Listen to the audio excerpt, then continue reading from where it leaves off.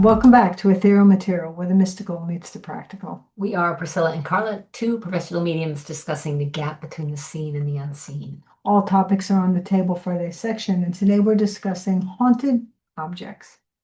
I don't know how I feel about this. How do you feel about haunted objects? Do you believe in do you believe in objects I can be hate haunted? to say it, but I kind of do. But maybe not to an extreme swing. Yeah. I kind of do, because I've gotten bad vibes off things. Yeah, but does that mean they're haunted? I mean, I've gotten bad vibes off of things too. I've walked into rooms or I went, Yeah, bye. but is that because there's a Well, I guess we might entity haunting it? we might discern the energy between energy left over onto it from people, experiences, situations versus actually being haunted. And when we had Barry Piro, the ghost hunter, on, Yeah. If you didn't hear that episode just a couple weeks ago. yeah, check that out because he has dealt with yes haunted objects from his experience. Right. So he definitely, he's cool. yeah, and he definitely talked about that. So to me, I think your mind can become paranoid and you can start saying, well, that's a bad vibe. When I was younger, I used to say I broke up with a guy on a certain day and I had a sweater on. I was like, oh, this is bad luck. Did you ever do that? Yeah. Or I wore this jewelry and I had so and so and I broke up and then blah blah blah. I failed the test in college. Oh, I'm getting rid of that. So you can get caught up. But that's like association. Right, but I agree. But then it still happens. Pearls. I don't ever wear pearls. Because you heard the pearls bring tears thing? No. Why? That's a because thing. every time I wore a pearl, not a freshwater pearl, a pearl, when I was younger, bad things happened. So I don't like them. No. Again, I think that might be an association thing. Like just Maybe they're I not associate with correlation, not causation, right? So, something bad happened when you were wearing pearls, and maybe it's a total coincidence. The next time you wore them, you didn't notice anything, but the third time you wore them, something happened again. You're like, oh, that's right, I have pearls on. So again, it's not necessarily causation, but just correlation. I mean, the same thing is said for some of beneficial things too. But from my standpoint, I agree. I mean, I've had a lucky ring that I wore when I first started doing mediumship. I had a moonstone. It wasn't lucky, but I happened to be wearing it when I had a really great night when I was really an amateur. And so I put a lot of intention and association into it. Like, wow, not that I felt that ring was the reason I did well, but I thought if I have this on, maybe this enhanced my natural, skill set. And then after like a year of wearing it, I thought, what if I lose this thing? Right. So I had to dissociate that with that, right? But where there's thought, there's matter, right? So if you put an intention, good or bad, into it, it can. But I think that's probably even a different topic. So it overlaps. I get it. But I'm going to go with the fact that I do think some objects, I don't know that I'm right, but that hold energies. Have you ever a lot had of famous things a out there. haunted object? Have you ever had an experience with a haunted object? I was trying to think of that. Like actually like haunted, like scary. If I have, I can't because I would have gotten rid of it in 2 seconds. But I can tell you that where I once years ago liked antique shops, I don't anymore at all. At all. See, I love those. And I'm aware, and I have so many antiques in my house, and I have so many things that belong to the grandparents of a friend who couldn't fit it when they moved, But I mean, that's an antique, that's a vintage thing. Feel funny in antique shops. And people used to stay over when I was starting my career. They'd be like, oh, I'm sensitive, I can't go into antique. I'd be like, okay, I can, and nothing bothered me. But for some reason, as though my skin's gotten much thicker, I am more sensitive and I am not. I love to go in and look at the things because they remind me of my childhood, and I'm like, oh, maybe it's a sign from my mom or dad. I do like that, but I don't want to own them. No. I have only gotten, well, I guess I've only gotten a feeling of warmth and coziness from any of it. Like this desk we just got here, I got a desk on Amazon and it was expensive, but it was so cheap. And I was sitting at it and going, I'm just not myself at this desk. So I found this one. It's an old school desk. You can't see Yeah, I can tell it is. but it's old oak. I got it for $40 on Facebook Marketplace.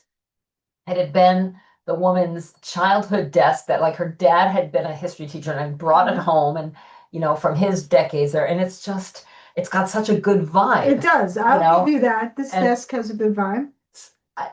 and maybe it's just that my sensitivity is so mainstream in my experience now that I might have seen this and not liked it or not felt like it would go in my home if it had a negative energy to it.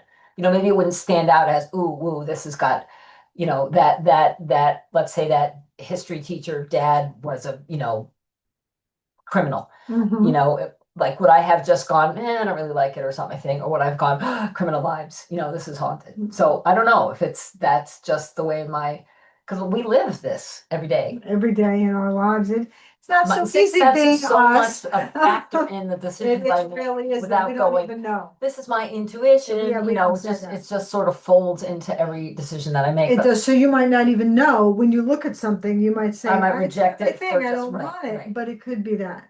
Well, the haunted object market is huge now, I've heard. On eBay and Like on it's a Etsy, thing. you can People buy want these. shit from people who are like, this is haunted, this gave me nightmares, this walks across the room by itself. So and so, the And people mass, bid on it.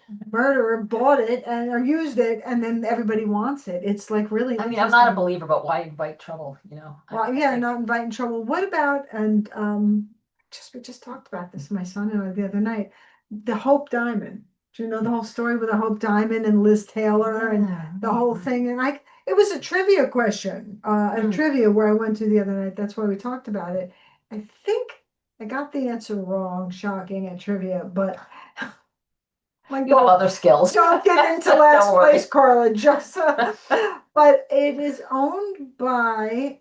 It isn't a museum. I think it was like something in Washington D.C. An actual like, not corporation is not it, but something like that Right. owns it, and that was associated. I don't remember off the top of my head with a lot of negative stuff, but. So yeah, like I personally would not want that because that would be even me, as practical as I am, I would be like, but I would believe in cleansing the stone too. So what about like remember when King Tut's tomb was opened? Mhm. Wait, I mean before our time. Yes, I remember that day. No. The stories about it because after it was Yeah. unearthed, I think in the 20s, maybe the 40s. Yeah. Um, but it didn't really start to make the circuit in the museums and stuff Mhm. till I think like the 80s because I saw it at the Met in New York City. God did it. But I remember, people being a little bit squeegee about, oh, it's, there's the curse of this tomb. Yeah, it's true. And, I'm not even going to look at it. And I don't remember if I had that kind of a thing. And I think I'd be more inclined to second guess engagement if it were a place as opposed to an object. Like if there were a place where, like an open tomb or like, an intersection or a building that had multiple stories, Mhm. not just, the hauntings that you kind of hear about in the paranormal shows, but something, not benign encounters with ghosts, but something that people felt really frightened. I think I'd be less nervous about holding an object that maybe had that feeling than walking into a place. Yeah, and holding it and owning it are two different things. Well, you can feel the energy on battlefields and things like that, Yeah. but that's, residue of energy. Right. But this whole haunted object, like they've done movies on that Annabelle doll and all that. Yeah. No need to even So- talk about that. But there's a couple ones out there. So let's just for the purpose of our discussion, when we talk about haunted objects, like unpleasant things happen when you own or have this Yeah, object, people right? believe Okay. that. So it's not associated with, Charlie the ghost that stomps around your house and just kind of moves shit without being a problem. Well, things that, right, historically have gone with a reputation. Right. The Robert doll, Yeah. right? Have you heard of that? I have heard of that, yes. So yes. this Robert and the doll. Dybbuk box. That I have Which is in a heard. paranormal Yeah, museum somewhere yeah. because Yeah. people don't just want to go near it. And then there's a chair. There's some chair. Busby? Does that sound right? Yeah. And they don't, that some man cursed it before his execution is the story. Mm. And they don't even, wherever it is, and we should probably look that up. It's hung on a wall. So nobody can sit So in nobody it. can sit in it. Yeah, and who wants to sit on that? But again, where thought precedes matter, is someone creating that. But that Robert doll, I isn't it? What is it? What is it? What is it? Was that it's kind of old, right? House fires, curses, like dramatic things. And I think it is old. Oh, somebody listening should look that up and let us know. Somebody do our job for us. Look that Yeah, up we and give like us to your. conversate. So this is not one of the classes that we're teaching. This is us talking. But so what? So we've got the Robert doll. We've got that Dybbuk box. Which Yeah. do you know more about that? Is it like a music box? It was like fairly big, wasn't it, with Yes. metal inside of What it? I recall is that it is connected with some Jewish mysticism, or the spirit is a Jewish spirit. I don't know if the box itself comes from ancient Judaica or anything like that, I don't know. but I know that it so disturbed its owners that it ended up in a paranormal museum. Yeah, well, I think after That's several like the most several haunted things, I think object that's in the an world. eBay sale. We should check on that. Mm.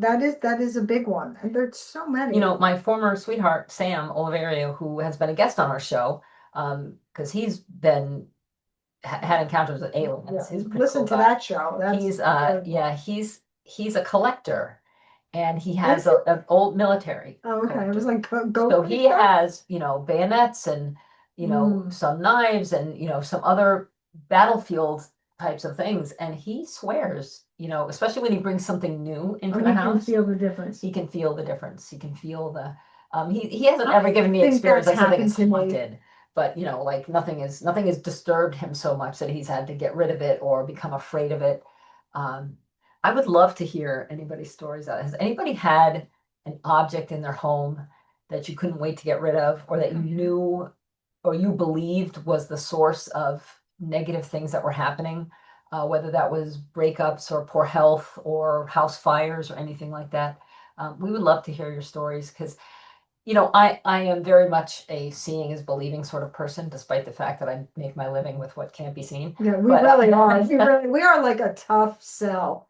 but I just, you know, and again, I don't want to tempt fate, but it's hard for me I'll tell you that the most frightened I have ever been, to the point where I was saying the Lord's Prayer, Mhm. that I felt that there was some thing that did not have my best interest at heart.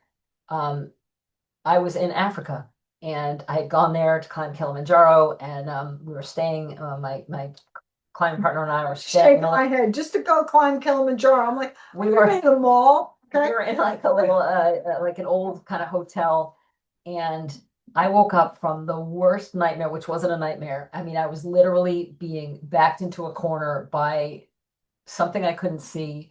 And by the grace of God, I woke up, and I've never been so frightened in my entire life. I mean, it was like I was terrified, and I've never felt that before or since. And was there something in the room? I mean, there was decor in the room. You know, it was a little hotel.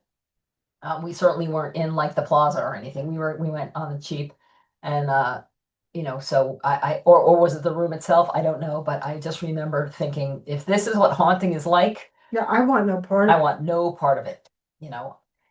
So I actually, just as a quick stem off, this isn't an object, but I was staying at a house in West Virginia that I did not know was a extended family member's house. And I did not know it was documented haunted, and Ghostbusters, for lack of a better word, this is in the 90s, had later come in and documented it. I was woken up in the middle of the night with a metal door knocker, like on the front door. Yeah. And I was like, who is knocking with this metal boom boom at like 3 in the morning? And I'm like, up on the second floor, there's a lot of people in the house. I don't own the house. And I'm like, nobody's getting this. This is really, and it's echoing because the house was very old farm-like house. And I was like, okay. And the next day I said something to the owner, and she jumped at me. I mean, she was, again, an extended family member of my husband. She's like, what did you hear? I was like, okay, well, you just gave yourself away a lot just now. And I told her about the door knocker. And she said that she's been touched. They walk around the house. And then I heard them walking, like as clear as day. So did my husband, later date my mother-in-law, and other people. And they removed the door knocker, and the door knocker was not there when I heard it. So I was hearing something that was a residue. Yeah. And they removed it. And it turns out I think they moved and they took it with them. Or somebody was like, you took the door knocker. But it wasn't even there anymore. So Wow. that wasn't an object. Maybe it's the house. Right. But I did experience that, and that was like clear as day. I was wide awake. There was no, changing anything on that. I guess not too far afield of the haunted object would be those icons, right? On the positive side, people who, paintings of the Madonna that weep, Right, or what appears to be blood dripping from the stigmata on a statue of Jesus. Or like a blessed object or relic. Right, right. And so it could swing the other way, come to Yeah. think of it. That might be a podcast for another day. Yeah. The positive side of things. The positive side of hauntings. So yeah, I would love to hear your stories. yeah, guys, just haunted object stories, and we actually inspire us and give us your good stories. Right, right. Because We would we'd like love to do a podcast, even, maybe have you on as a guest. And, Talk about I that. would love to be convinced one way or the other through Yeah, stories. yeah. I mean, I'm still thinking I don't love a lot of antiques. That's where I'm gonna sit with that. yeah, yeah. I know you do. There's a lot of antiques around here, I'm just saying. And we also happen to live in a very historic place That is in the true. Hudson Valley where we're shooting this podcast now. Mhm. And there was a lot of Revolutionary War activity here. And of course, well before that, the Native Americans were all up and down the Northeast, the Northeast and the East Coast. And there wasn't always necessarily peace and harmony in those eras either. In fact, one time I remember I was hiking with my dog, and we always go in the morning somewhere, and there's a big state park up the road, Fonstalk State Park, and we were just on the trail. There was nobody else around, and I came up onto the sort of the crest of this hill in the forest, and out of the corner of my eye, so you're seeing a spirit person. If you see this out of the corner of your eye, so if you're aware of something like that, don't turn and look at it because that's going to go away. I think that has to do with the brain Conscious waves mind. and the conscious mind, and also the way that we're not always looking at something when we see it. Our brain's saying, "Oh, that's a dog. That's a dog-shaped shape. That's a dog," without us really taking things in. So if you think you see movement or something, train yourself not to look right at it and let it develop a little bit anymore. Well, I was so startled that I did end up looking right at this. And when I came up over the hill out of the corner of my eye, I was aware of a soldier, and he just in kind of regular clothes. He was squatting down and he had his back to me. And when I came up over the hill, I was making some noise going through the woods, right? And he stood up and turned around, and I knew in a moment there he had run away from whatever his thing was. And you don't see a lot of things like me. And you not see objective we things don't like either. this, right. And in fact, when I turned and looked at him, he stayed there for a moment before disappearing. So, now, was he haunting the place? I don't know. Did I see between dimensions? Did I see across time? I don't know, whatever. Maybe he was just a spirit person. He looked as startled as I looked when we looked at it. Like, what are you doing here? And then he was gone. But anyway, we love these stories, and we would love to hear. Well, I don't even know why I went off on that tangent, but because that's what we do. Because that's where we live, right? We're yapping. So tell us your stories. You can see us on YouTube. You can listen to us on Spotify and Buzzsprout. We'll also have lots of stuff going on Instagram and TikTok.